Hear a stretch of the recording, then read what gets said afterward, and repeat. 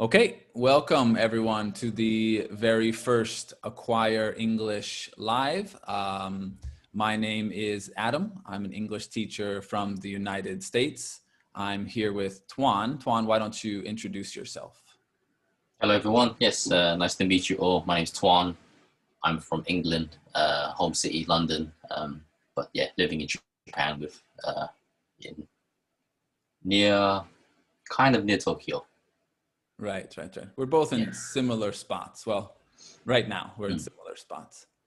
How Yes. Yeah. long have you been here now in Japan? Altogether, 10 years, but I've been teaching for over 13 years. Right. I think we actually came to Japan around the same time. Yeah, maybe around 2007 I came. Okay, maybe I was maybe a year earlier or something like that, right? Okay. And then you went back to London once? Yes. Yeah. I went back to London. Did my CELTA. I was teaching many international students in London at the time. From all over the world. Yeah, it was a good experience. And I came back to Japan quite recently. Right. And then we started working together shortly after that. Yes, that's right. Yeah. Okay. So for the first lesson, if people like these, we will continue to do them. But for now, what we're going to do is we're going to listen to a conversation.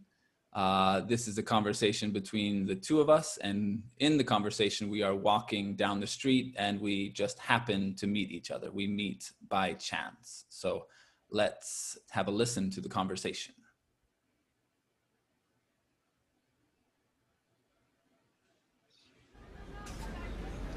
Hey, how are you doing?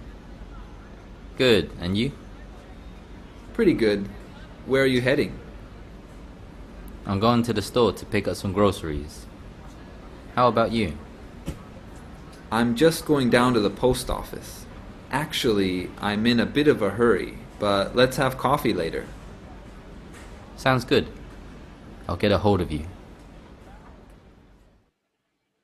Okay. And now let's just go line by line and kind of break down that conversation.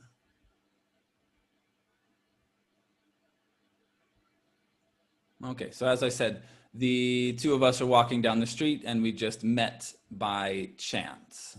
So the first line here, I say, hey, how are you doing? Just means, hi, how are you, of course.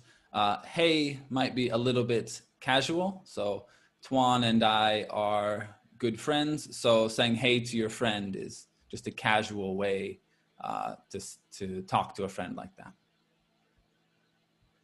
And the next line here. And you? Right, so good and you. So basically just means I'm fine, thank you, and you. Many English teachers hate when their students say, I'm fine, thank you, and you. What do you have any opinions about that, Tuan? Yeah, sometimes it sounds a little unnatural. Sounds a little like, a little forced or rehearsed. Right. I think every textbook these days, maybe recently they're getting better, but many textbooks always have the same response. I'm fine, thank you, and you. Yeah, it doesn't sound very natural. I don't think I ever say I'm fine, thank you, and you. I would always say something like good and you, or the next line here was pretty good, which just means I'm fine, right? But really, I think the meaning of fine has changed a little bit, maybe changed a little bit. But when I think of fine, it means I'm okay, not really good, not really bad. I'm just okay, right? For example, if I were to trip and fall and someone says, oh, are you okay? I would say, yeah, I'm fine. I'm fine. I'm not hurt, right? It kind of has that meaning to me. So, personally, I recommend people not say, I'm fine, thank you, and you. I would say pretty good, or again, good and you. Those, I'm great, I'm fantastic, those types of things. But yeah, I would stay away from I'm fine. Okay. Sounds a little formal. Yeah, I'm fine. a little bit, yeah. It's more Maybe, old-fashioned. If I were meeting someone important, maybe that's a safe thing to say, but in general, I don't know how many important people you meet, but I don't meet so many super important people. So, okay. So this line was just pretty good. How about the next one here? I say, where are you heading? So in this case, you might not understand what heading means, but easy enough. It's just, where are you going? Do you use this a lot, Tuan? Do you use where are you heading? Where are you heading? Yeah. Sometimes I don't think about it, but yeah, we do. Other people use that. I would say this a lot. Even like in the future tense, I might say, I'm heading out of town this weekend. Something like that. Or my family's heading to my wife's parents' house or something like that. I might use. But again, simple enough just means going. Okay, so where are you going? And the next line here's Tuan's. I'm going to the store to pick up some groceries. Right, so I'm going to the store. In this case, store means the supermarket, to pick up some groceries. And groceries, as you can see in the picture, are just things you buy at the supermarket. Bread, cheese, wine, paper towels, soap, anything like that. Just the normal things that you would get at the supermarket. Make sense? And groceries,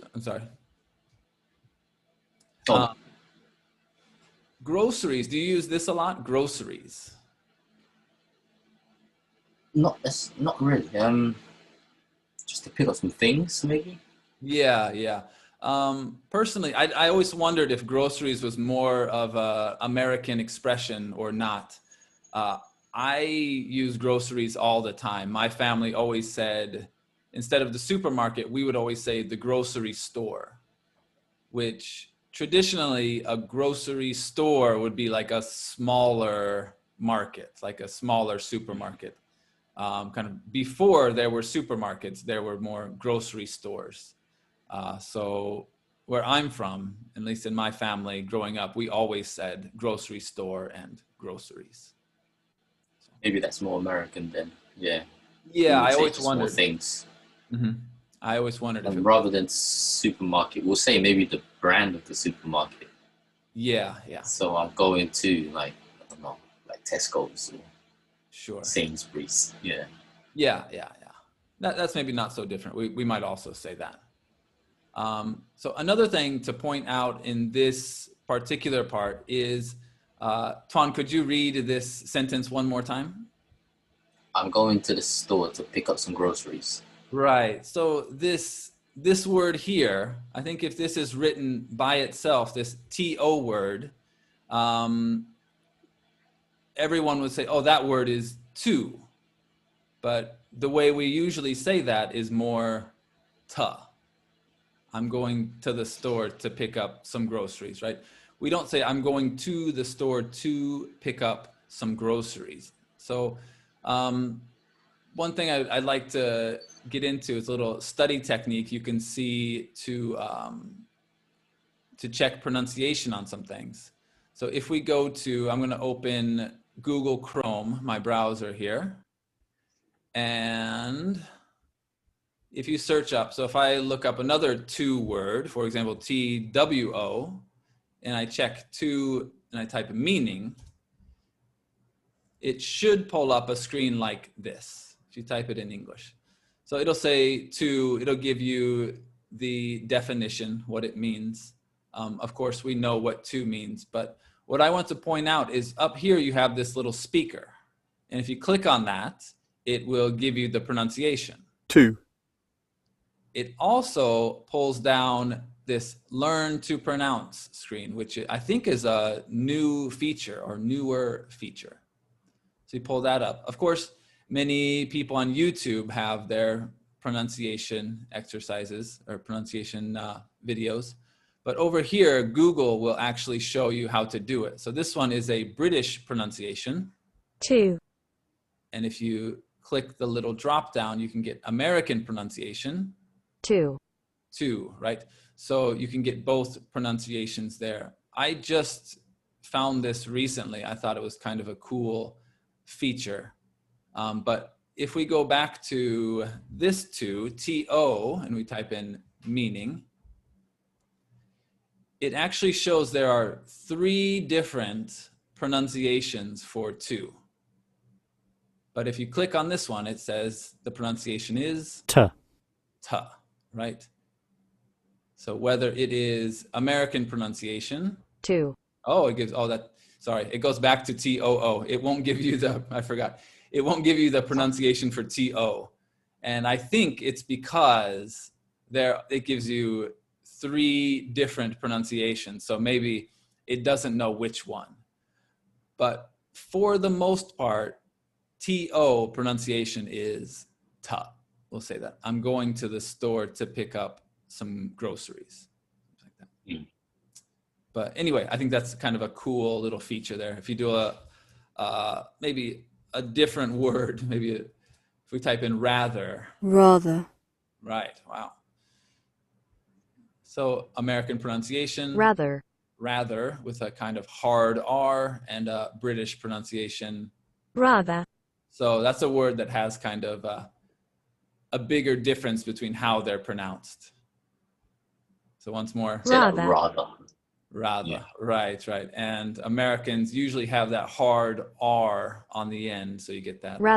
rather. But anyway, we don't want to just listen to different pronunciations. But if you do, I really recommend using Google Chrome and trying those out. It's kind of helpful there. But let's go back to our conversation.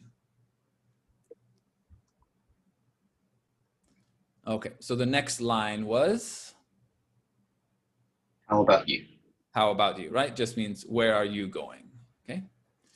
And I say, I'm just going down to the post office. Okay. So a couple points here.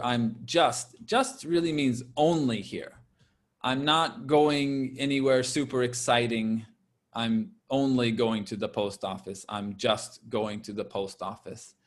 And the other part here is I'm going down to the post office.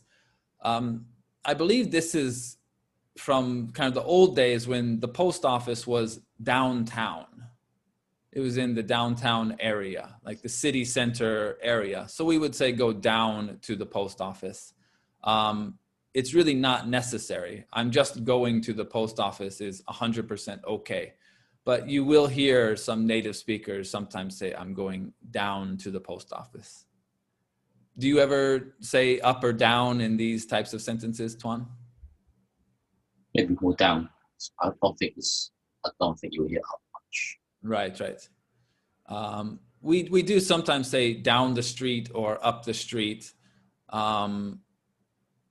It doesn't make a big difference in meaning sometimes, unless, of course, it's a hill and you're going up or you're going down. Then, of course, you want to say up or down. But I think it's something we often put in there that it's not really necessary. So we could just say, I'm just going to the post office. Okay. And the next line here, I say, actually, I'm in a bit of a hurry. So what this means is, I'm sorry, but I don't have time to talk right now. Is that okay? So this actually, I'm in a bit of a hurry is kind of apologizing. I'm sorry, but I'm rushing. I need to go. Does that make sense? And then, but let's have coffee later. So let's have coffee and talk later. Maybe okay. And the final part? I'll get a hold of you. Right. I'll get a hold of you. I think there's a sounds good. Sounds good. I'll get a hold of you.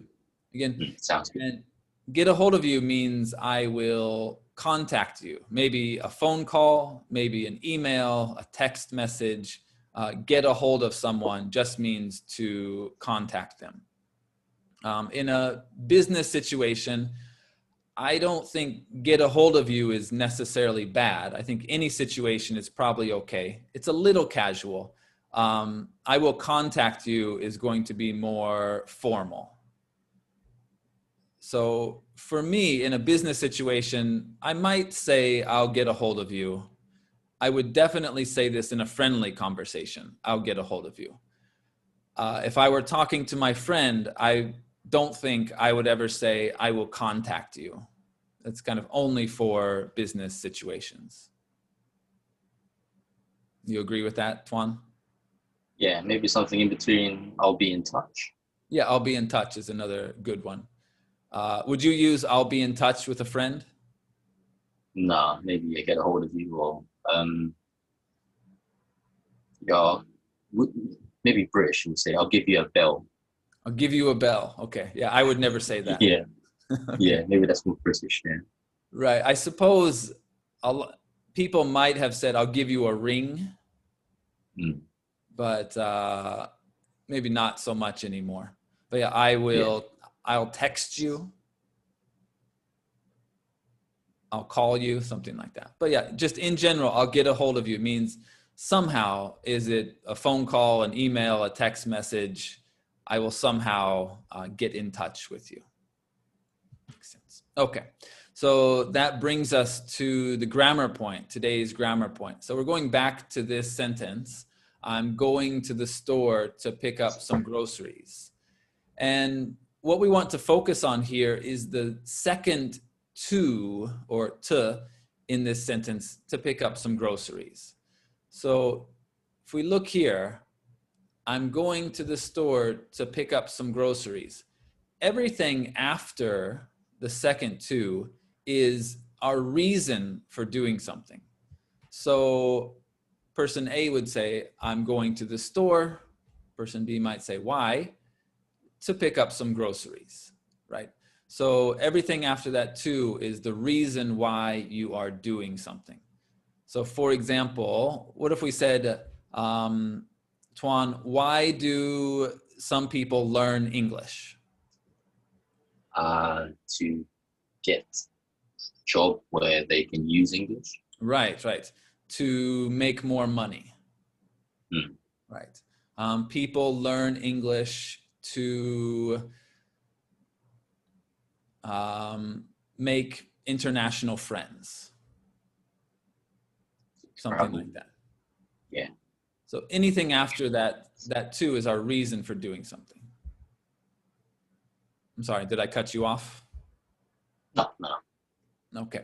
So I think that's basically our lesson today, but let's talk about after this lesson, what are you doing, and can you use this to in the sentence, Tuan? I'm going to the city center to get my haircut. Ooh. Getting a little long. Yeah, I don't have that problem. Yeah. I don't have to go get my haircut. So when recently some hair salons and some barbers were shut down, I did not panic. I was okay.